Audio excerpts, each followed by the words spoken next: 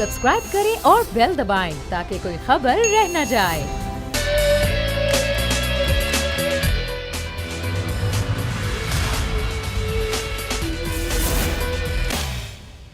बिस्मिल्लाहिर्रहमानिर्रहीम, अस्सलामुअलैकुम। प्रोग्राम में मैं सुमैया रिजवान आपको खुश आमदीद कहती हूँ।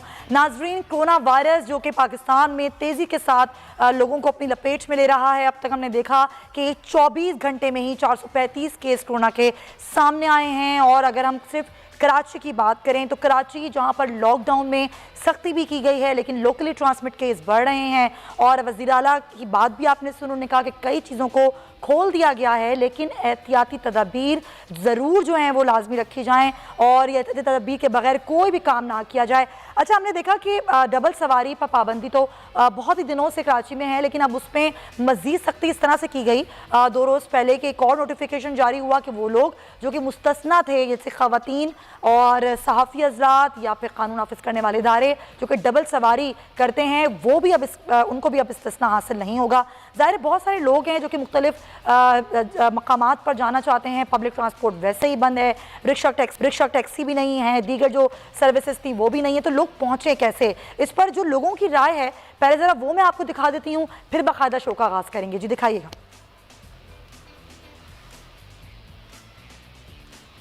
आवाम को जितनी भी अवेयरनेस दी जा रही है, उनको वार्न भी किया जा रहा है, उनको बंद भी करवाया जा रहा है, लेकिन इसके बावजूद भी जो है ना, अवाम रोड पे आने से नहीं बाज आ रही। ये अपने लिए परेशानी पैदा कर रहा है जो एहतियात नहीं कर रहा है, क्योंकि हुकूमत जब कह रही है तो इनको मानना चाहिए हुकूमत की बात को और एहतियात करना चाहिए। अपनी ज़िंदगी आपके अपने हाथ में है। कोई लेडीज़ के साथ जा रहे हैं तो उसको भी रोक रहे हैं। अभी भाई लेडीज़ के साथ तो जाने तो लोग वैसे भी जा रहे परेशान है, पैसे नहीं है लोगों के पास, रक्षों में कहाँ से जाएगा बंदा? एक बाइक की सहूलत है बंदे के काम वालों के लिए, बाइक पे ही बंदा काम पे जाएगा ना यार। जी, तो ख़वातीन कैसे जाएंगी? ये बहुत बड़ा मसला है। अगर वो अपने घर के मर्द हज़रात के साथ नहीं जाएंगी तो वो जाएंगी कैसे? ये अजीब सी बात हो गई है। इस पर एक खातून है और उन्होंने भी अपना मौक़िफ़ पेश करने की कोशिश की है और बताने की कोशिश की है कि ज़ाहिर है वो अपने शौहर के साथ किस तरीके से जाएं और किस तरीके से सफ़र करें। ये बहुत सारी ख़वातीन का मसला है, वो भी मैं आपको दिखाऊंगी, लेकिन उससे पहले ज़रा गुफ्तगू का आगाज़ कर लेते हैं। नज़ीर लगाई साहब हमें कराची स्टूडियो से ज्वाइन करें, सीनियर तज़कियाकार हैं और हमारे साथ मौजूद हैं। लगाई साहब, बहुत शुक्रिया आपका। शुएब बर्नी डिप्टी ब्यूरो हेड ने कराची हुई और वो भी हमारे साथ कराची स्टूडियो से मौजूद हैं। शुएब, आपका भी बहुत शुक्रिया। आपसे गुफ्तगू आगाज़ करना चाहूँगी, ये डबल सवारी जिस पर इस्तिस्ना था जिन लोगों को, अब उनको भी नहीं हासिल है, तो ये जो परेशानी लोग उठा रहे हैं, क्या इसको क्लैरिफाई किया गया कि कब तक होगी पाबंदी? और वो जो लोग जैसे ख़वातीन हैं या फिर सहाफ़ी हज़रात हैं, कानून नाफिज करने वाले इदारे हैं, पुलिस एहलकार हैं, वो जो सफ़र करते थे वो क्या करेंगे? वो किस तरीके से सफ़र करेंगे? क्या ऑप्शन है उनके पास? जी देखिए, कराची या सिंध की अगर बात कर लें तो जो गुज़िश्ता 2 रोज़ के दौरान हमने देखा है कि गुज़िश्ता 2 रोज़ के दौरान जो है इसमें बहुत ज़्यादा सख्ती आई है। जिन लोगों को इस्तिस्ना हासिल था, यानी कि पुलिस एहलकार, इसके साथ साथ सहाफ़ी या पैरामेडिक्स या जो अस्पतालों में जाने वाला अमला, इसके साथ ख़वातीन, इसके अलावा बुज़ुर्ग शहरी, उन तमाम के इस्तिस्ना को ख़त्म कर दिया गया है, जिसकी वजह से हम देख रहे हैं कि कराची की सड़कों पे लोगों को बहुत ज़्यादा मुश्किलात हैं। कल मुझसे एक ऐसे साहब ने रब्ता किया जो कि नाबीना हैं। वो कहते हैं रिक्शा टैक्सी सड़क पे मौजूद नहीं है, मैं नाबीना हूँ, मैं किसी के साथ मोटरसाइकिल पे बैठ के अपने काम तक चला जाता था, लेकिन अब मैं उसके साथ भी नहीं जा सकता क्योंकि नाबीना को भी नहीं छोड़ा जा रहा। यानी कि स्पेशल पर्सन जो माजूर अफराद हैं वो तो बेचारे खुद बाइक नहीं चला सकते, उन्हें दिखता नहीं है, वो कैसे जाएंगे? एक मसला है। ख़वातीन ऐसी हैं जो कि अस्पतालों में जाना चाहती हैं, बुज़ुर्ग ख़वातीन हैं, रिक्शा टैक्सी गली मोहल्लों में मिल नहीं रहे क्योंकि उन्हें पुलिस पकड़ रही है दफ़ा 44 की खिलाफ वर्जी पर। तो शहरी अपने अगर अस्पताल जाना चाहते हैं तो कैसे जाएं? सिर्फ कराची शहर में गुज़िश्ता रोज़ पुलिस के जो अदाद-ओ-शुमार हैं उसके दौरान 24 घंटों में पुलिस ने 3300 अफराद को डबल सवारी की खिलाफ वर्जी पर रोका। 3300 अफराद को, इसके हज़ारों इससे ज़्यादा होंगे। ये वो अदाद-ओ-शुमार है जो पुलिस ने जारी करे, जिनमें 3 पुलिस एहलकारों को भी उन्होंने अदाद-ओ-शुमार में जारी करा कि जी 3 पुलिस एहलकारों ने भी 144 की खिलाफ वर्जी करी और डबल सवारी का इस्तेमाल किया। लेकिन सूरत हाल ये है कि आप जब रोड पे खड़े होते हैं तो लोग बाइक रोक के आके आपसे बोलते हैं, हम जब रिपोर्टिंग करने के लिए सड़कों पे खड़े होते हैं कि भाई ये डबल सवारी जो बंद कर दी है, रिक्शा टैक्सी नहीं है, बस नहीं है, उबर करीम बाइकिया नहीं है, कराची में एक जगह से दूसरी जगह कैसे जाएं? जो डिपार्टमेंट्स काम कर रहे हैं, यानी कि जो शोबे काम कर रहे हैं, वहाँ पे अमला कैसे? बिल्कुल सही बात है, ये एक बहुत बड़ा मसला है शुएब। और अब ज़ाहिर है इस पर हमें कोई मुतबादिल भी हुकूमत की जानिब से नहीं दिया गया। लगारी साहब, ज़ाहिर है ये हुकूमत जो भी फ़ैसले ले रही है या जो भी इक़दाम उठा रही है वो लोगों के लिए उठा रही है, उनकी सेहत के लिए उठा रही है, लेकिन बात ये कि लोग ये शिकायत कर रहे हैं कि सही तरीके से कोई पॉलिसी नहीं है, कोई मुतबादिल नहीं है। अगर डबल सवारी बंद है, ख़वातीन के लिए बंद है या फिर सहाफ़ियों के लिए भी बंद है, तो मुतबादिल कोई इंतज़ाम नहीं है, तो फिर अब क्या करें? लोग तो परेशान होंगे। हुकूमत ने 1 महीना पहले ये किया था लॉकडाउन का ऐलान, और इस 1 महीने के अंदर लोगों के पास इस बात का तो इम्कान मौजूद था और वो ये इंतज़ाम भी मौजूद था कि वो ये रश ना लगाते। जिस तरह से आपने ख़ुद देखा, हमने खुद देखा कि किस तरह से लोग बाहर निकल रहे हैं, किस तरह से बाइक्स पर कई लोग, पूरी की पूरी फैमिली जा रही है, उसकी कुछ तवज्जो नहीं थी, कोई वजह नहीं थी, कोई सबब नहीं था, जिस तरह से लोग जा रहे थे। तो ये सोशल डिस्टेंसिंग का पूरा कंसेप्ट ही वो ख़त्म कर रहे थे। अब इसके बाद ये सूरत हाल पैदा हुई है तो मुश्किलात पैदा होंगी। 2 सूरतें, सीधी बात है, या कोरोना और कोरोना से वाबस्ता बीमारी और उसके साथ लाहक मौत और मर्ज को कबूल किया जाए, वो तो आपकी बात ठीक है लगारी साहब, लेकिन हमने देखा कि सोशल डिस्टेंसिंग को कबूल किया जाए। एक चीज़ को तो आप कबूल करें। लेकिन लगारी साहब, आपने कहा कि ज़ाहिर, मैंने भी देखा कि पूरी फैमिलीज जा रही हैं बाइक पर, तो लेकिन उनको पुलिस वालों ने रोका ज़रूर, लेकिन कोई फ़ाइन नहीं किया। अगर कोई फ़ाइन करते, कोई पनिश करते तो शायद लोग रुक जाते, बस उनको रोका भी नहीं, जाने भी दिया गया। और अब जो ये सूरत हाल है तो उसमें तो बहुत सारे लोग ऐसे भी सीरियस हैं, जिनके सीरियस मसाइल हैं, तो उनके साथ भी किया जा रहा है। मैं आती हूँ आपकी जानिब। ज़ाहिर है अब जो वो लोग हैं मोटरसाइकिल की डबल सवारी लोग कर रहे हैं, उनको रोका भी जा रहा है। आइए इन खातून की ज़बानी सुनते हैं कि इनका क्या मौक़िफ़ है, फिर इस पर बात करते हैं। मैं शाह फैसल की रिहाइश हूँ, 7वां महीना चल रहा है मेरा। मैं हॉस्पिटल गई थी सोशल सिक्योरिटी जो लांडी में है। मैं वहाँ से वापसी हो रही थी मेरी तकरीबन 4:30 पौने 5 के करीब, तो मलिर 15 की तरफ जो मलिर कोर्ट है वहाँ पे पुलिस वालों ने हमें रोका, मेरे हस्बैंड के साथ। मैं अकेली थी और मेरे शौहर थे, बच्चा कोई नहीं था, हाथ में रिपोर्टें थी मेरे।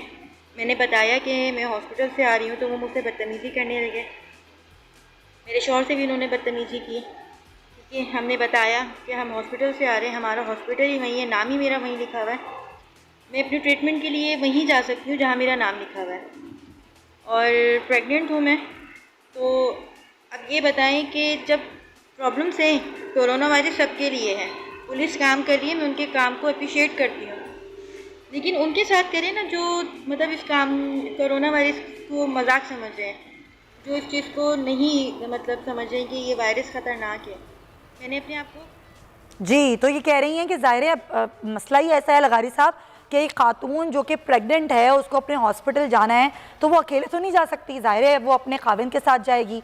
तो अब इस सिचुएशन में तो कोई होना चाहिए ना लाएअमल।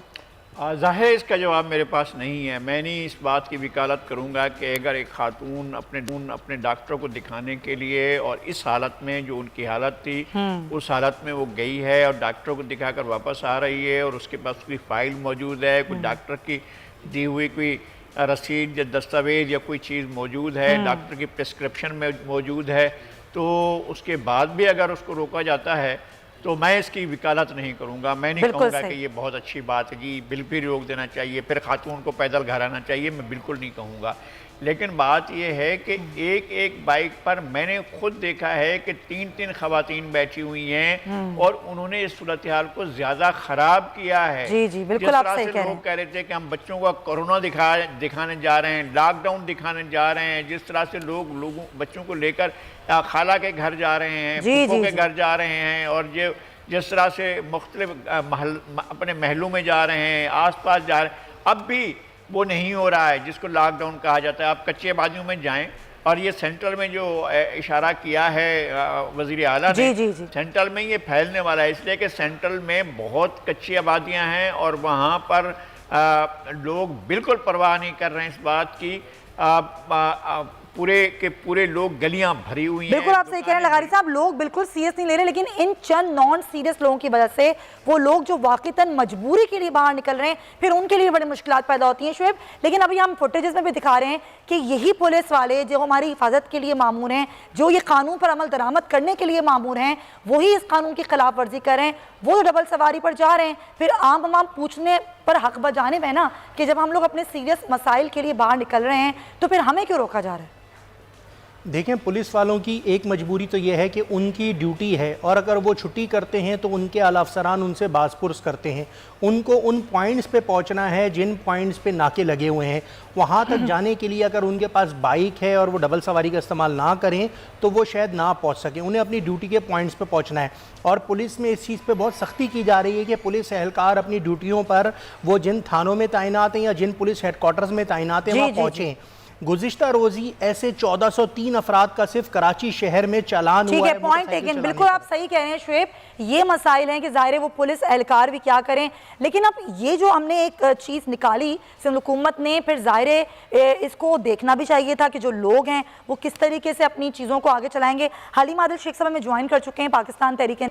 बहुत शुक्रिया हलीम साहब। ज़ाहिर तनकीद भी आप लोग कर रहे हैं, लेकिन सिंध हुकूमत ये कहती है कि हम क्या करें, लोकली ट्रांसमिट केस इतने ज़्यादा हो गए हैं कि अगर हम रोकें नहीं लोगों को तो फिर करें क्या। लेकिन लोग ये कह रहे हैं कि हम अपना काम कैसे करें, हम आमदोरफ्त कैसे रखें। आप क्या कहेंगे, क्या मौक़िफ़ क्या है आपका एक ऑपोजिशन के तौर पर? देखिए, एक मियाँ बीवी, बच्चे या बहन, भाई, अम्मा, बेटा, ये तो घर में साथ ही होते हैं ना। अगर किसी खातून को कोई इमरजेंसी हो जाए, कोई बीमारी हो जाए, हॉस्पिटल जाना पड़ जाए, कुछ भी हो जाए, वो क्या करे।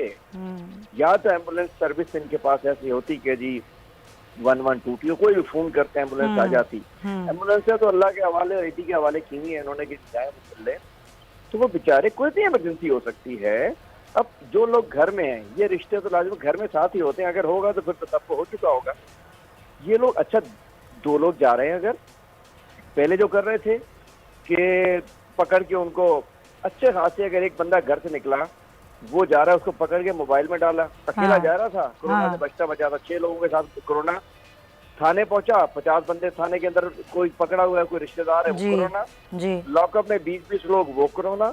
उसके बाद ये जो नादिरशाही हुक्म जारी हो जाए, वजह क्या है, जो डिसीजन मेकिंग करते हैं कैबिनेट के जो लोग हैं, उनके दूर परे के रिश्तेदार भी मोटरसाइकिल पे सवारी नहीं करते।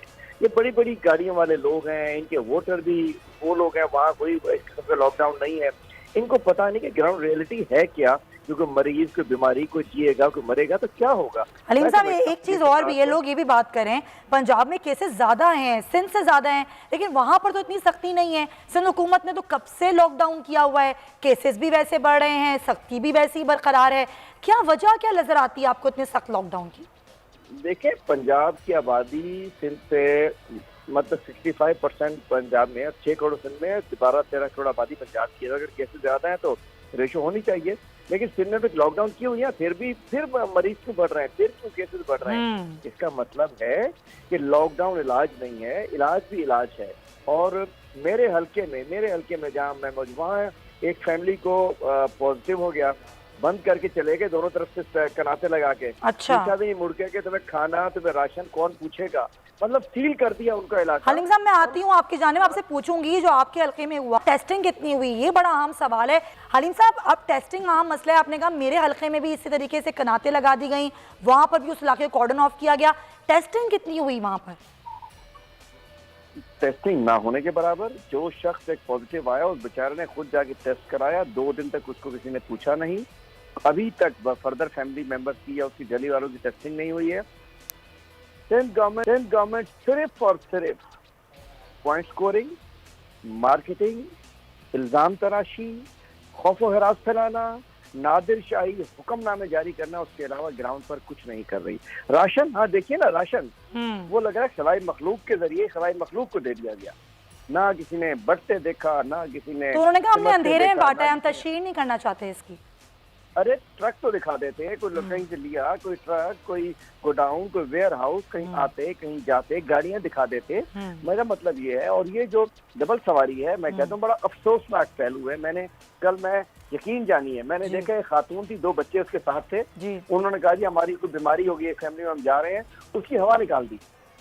अब वो बेचारे कार साथ में हवा निकली, नाजाबाद जाना था, वो क्या करते? मतलब, और ये जुर्म, मैं उन पुलिस वालों को नहीं कहता, वो बेचारे भी मजलूम। लेकिन क्या करें अली माजिद साहब, बहुत शुक्रिया आपका पॉइंट आ गया, लेकिन क्या करें, लोग भी तो नहीं सुन रहे, लोग भी जो घरों में नहीं बैठ रहे। बार बार वजीर आजम भी कह रहे हैं, वजीर आला भी कह रहे हैं कि खुदारा घरों में बैठे। ये कोरोना वायरस जो है वो बहुत तेजी के साथ फैल रहा है। खैर, एक ब्रेक लेंगे, ब्रेक में वापस आएंगे तो मजीद भी इशूज़ में बात करेंगे। Stay with us. और शुएब बंडी साहब, आपका बहुत शुक्रिया।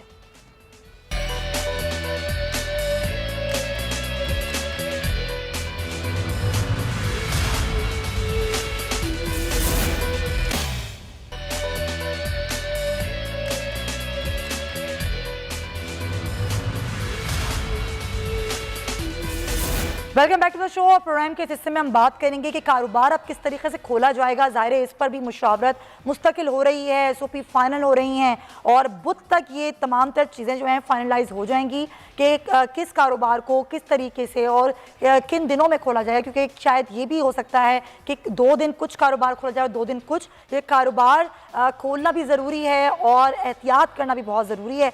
अलबत्ता जो एसओपी फाइनल की गई थी कुछ सेक्टर्स के लिए, उनकी खिलाफ वर्जी हुई और आज ये खबर है कि कराची में 3 सनती यूनिट्स थे, इनको सील किया गया। और ये सनती एरिया है कोरंगी का, जहाँ पर ये कार्रवाई अमल में लाई गई डिप्टी कमिश्नर की जानिब से।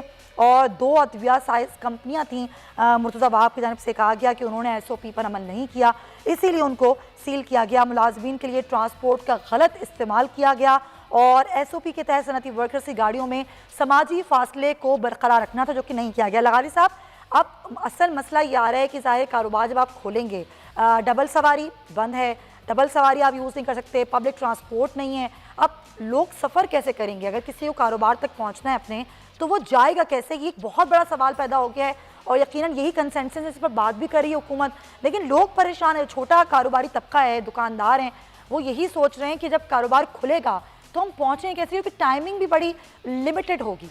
ज़ाहिर है उतनी तादाद में नहीं पहुंचना होगा। पहले के अगर कारोबार के लिए दुकानदार पहुंचे तो दुकानदार एक ही गाड़ी पर एक आदमी आ सकता है या 2 गाड़ियों पर 2 आदमी आ सकते हैं। अगर वहाँ 5 आदमी काम करते हैं तो उनमें से 2-3 आदमी आएंगे, इसलिए कि मार्केटिंग भी कम होगी, वक्त भी कम होगा। लेकिन ये बड़ा मसला था जहाँ पर उन्होंने जो है गाड़ियों को ज़्यादा अफराद के सफ़र करने पर गाड़ियाँ जब्त की और वो भी दवा बनाने के वो हैं फैक्ट्रियाँ हैं, उनको बंद किया गया है। अब अदविया साज फैक्ट्रियों के अगर कारकुन जो है वो डिस्टेंस नहीं रख पाएंगे तो एक मसला है। अगर वो नहीं पहुंचेंगे अपनी फैक्ट्री में और वहाँ दवाएं नहीं बनेंगी तो एक और बड़ा मसला है। अब इस मसले का कोई ना कोई हल तलाश होना चाहिए।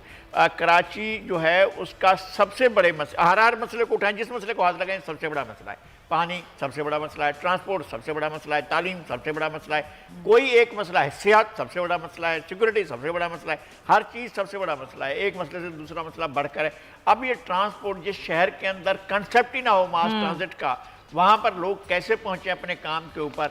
अब एक गाड़ी के अंदर टोटल जो अगर 50 आदमियों के बैठने की ऐश है तो उसमें तो 15 आदमी सफ़र कर सकेंगे, इसलिए कि एक सीट पर एक आदमी बैठ सकता है। अगर आपने सोशल डिस्टेंसिंग रखनी है तो फिर कैसे पहुँचें? बाकी उन 50 में से 15 आदमी तो चले गए, बाकी लोग जो हैं वो कैसे पहुँचें? 35 आदमी का क्या होगा? वो किस तरह से वहाँ पहुँचेंगे और काम किस तरह करेंगे? इसका बहरहाल सोचना है। 2 शिफ्टें कर ली जाएँ, थोड़ा सा जो फैक्ट्री मालकान है इस बात को देख लें कि जी अच्छा चलें ठीक है, एक जो 9 बजे वाली शिफ्ट थी उसके लोगों को 8 बजे बुलाएं और फिर 9 बजे वाली शिफ्ट के लिए साहब लोग इतने बेरोजगार हो रहे हैं। अभी भी हमने देखा कई फैक्ट्रीज से लोगों को निकाला गया और यही कह के निकाला गया कि कारोबार नहीं चल रहा, तो अब इतनी बड़ी तादाद को जो है वो नहीं देख सकते हैं, उनको हम पैसे नहीं दे सकते।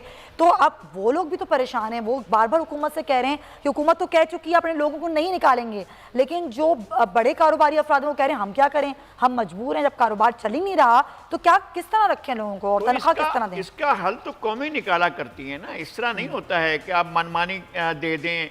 तो सारी ज़िंदगी लोगों ने कमाया है, अगर जिसकी फैक्ट्री 35 साल से चल रही है और मुसलसल प्रॉफिट में चल रही है कि अब अगर उनको कुर्बानी देने का वक्त आया तो नहीं जी हम नहीं दे सकते कुर्बानी, इसलिए कि हम अपनी अपनी उससे नहीं तनख्वाहें दे सकते हैं।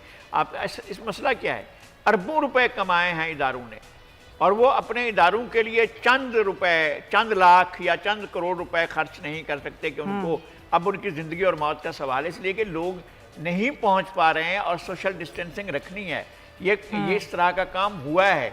अगर बड़े फैक्ट्री मालकान, अगर बड़े कारोबारी इदारे, अगर बड़े सनती इदारे भी इस तरह करने लगेंगे तो फिर तो नहीं होगा, फिर आप मैनेज नहीं कर सकेंगे, कोई चीज़ मैनेज नहीं हो सकेगी। असल बात ये होती है कि आप सिर्फ उस बात को देखते हैं कि हमारी जेब से कुछ ना जाए, हम प्रॉफिट देंगे तो कमाई से देंगे, और उससे पहले जो हमारी बचतें रखी हुई हैं, भाई ये सारे का सारा इशू क्या है कि आप जो है वो अगर 100 रुपये कमाते हैं, तनख्वाह पर आप 5 रुपये खर्च करते हैं, बाकी आपके बचत में जाते हैं, तो उन बचत को तो आप इस्तेमाल करें ना।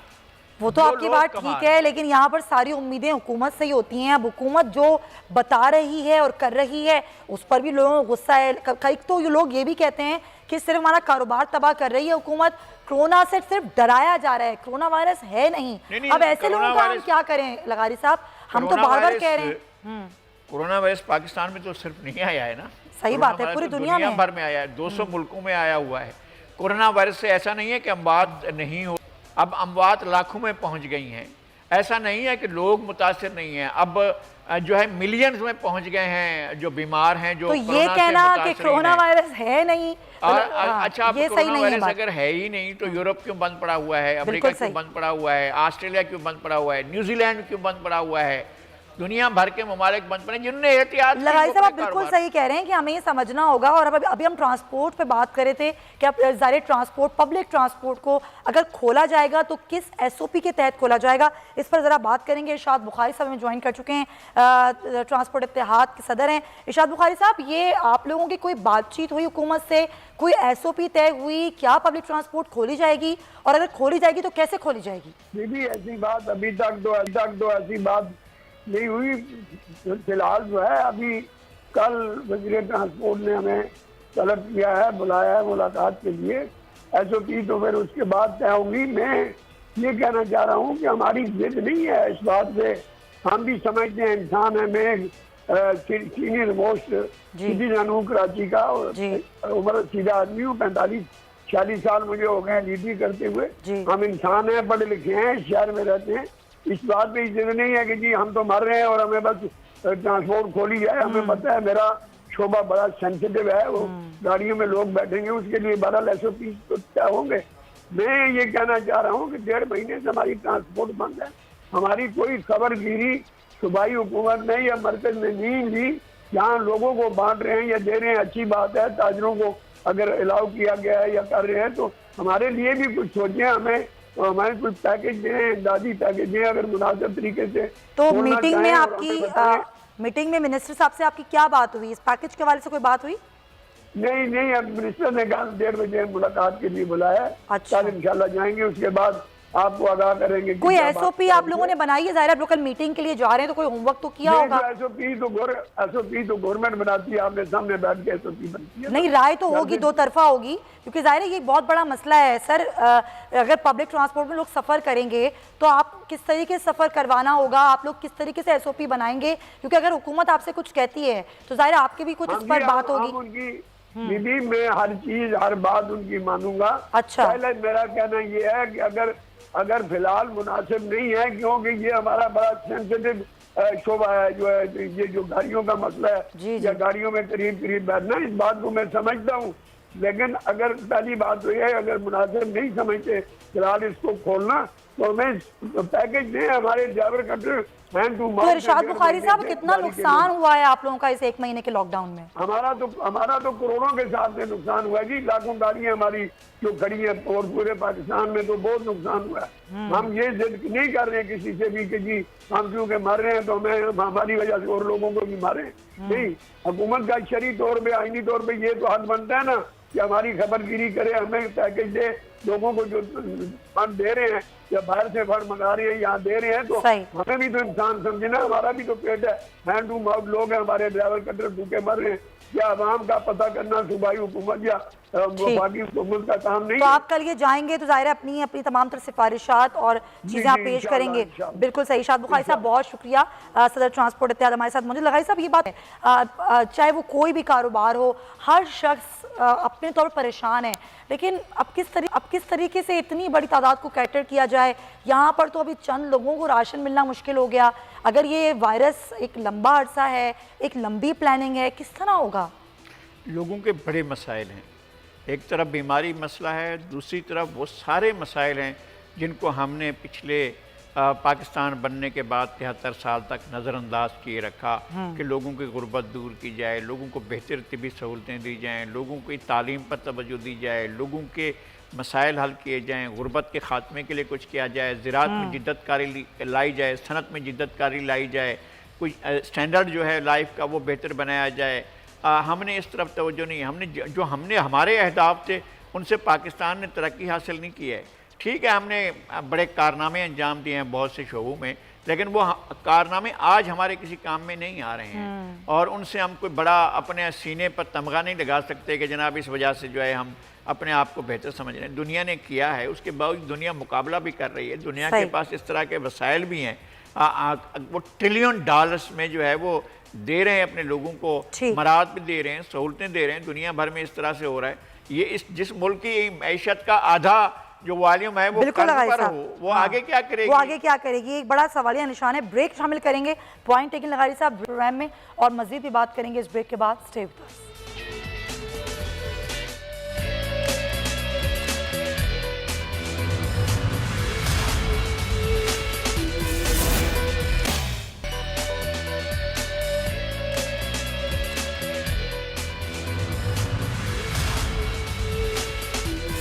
अब जो सूरत हाल, हम जिस सूरत हाल की भी बात करें, जिस तरीके से कराची में मैंने बताया कि 24 घंटे में कितने केसेस आए, वज़ीर आला सिंध बार बार कह रहे हैं कि आप लोग महदूद रहें ताकि महफूज रह सकें। लॉकडाउन है, फिर भी लोकली ट्रांसमिट केस में इजाफा हो रहा है। हम इस वक्त इस स्टेज पर हैं, तमाम सूरत में बात करेंगे। डॉक्टर कैसर सज्जाद साहब PMA के सेक्रेटरी जनरल में ज्वाइन कर चुके हैं। डॉक्टर साहब बहुत शुक्रिया। ये हमने देखा कि वुहान में भी, इटली में भी एक पीक टाइम आया और उसके बाद इस पीक टाइम से ग्रेजुअली कम हुई तादाद। पाकिस्तान अभी कहाँ खड़ा है? पाकिस्तान में हम किस स्टेज पर हैं कोरोना की?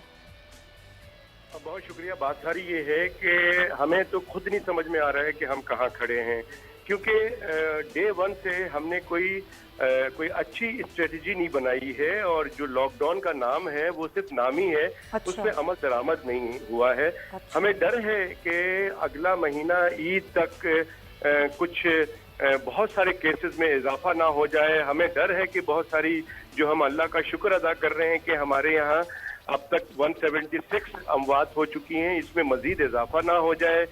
हमें जो इसका बॉटम लाइन है, हमारी आवाम को अभी तक ये समझ में नहीं आया है कि इसका बॉटम लाइन क्या है। इसका बॉटम लाइन ये है जो कि हुक्मरान को भी समझना है और हम आवाम को भी समझना है। तो डॉक्टर साहब, ये जो 2.4 का रेशो वज़ीर ने बताया था, अगर ये कारोबार खुलता है तो इस रेशो को आप कहाँ जाते हुए देख रहे हैं? ये रेशियो बढ़ सकता है। देखिए, हमारे पास दो मॉडल है।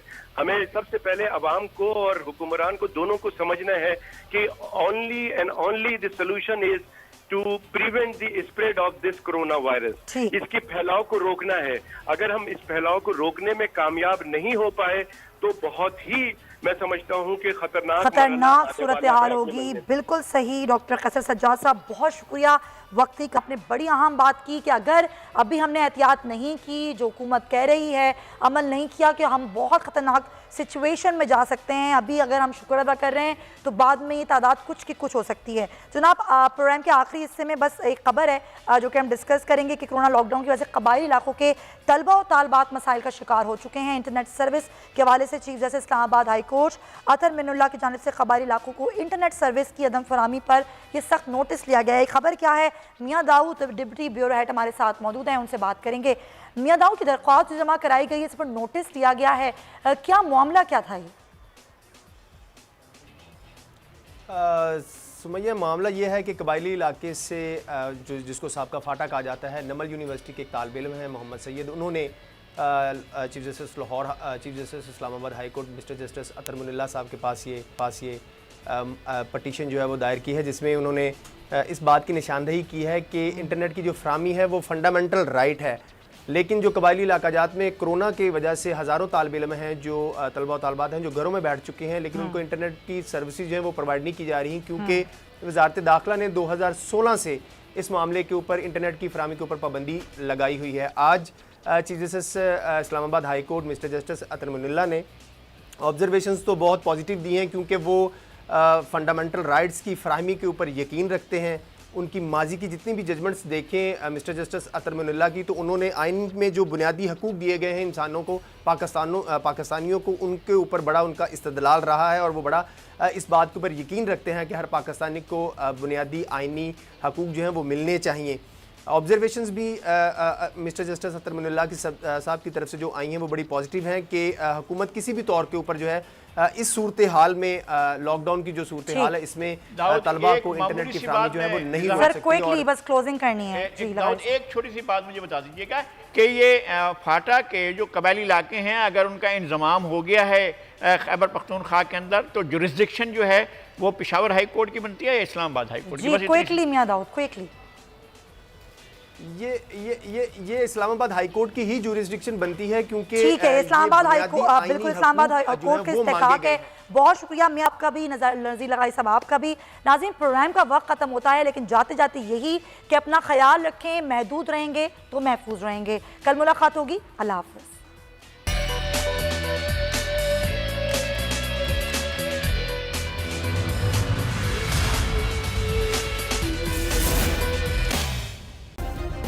सब्सक्राइब करें और बेल दबाएं ताकि कोई खबर रह न जाए।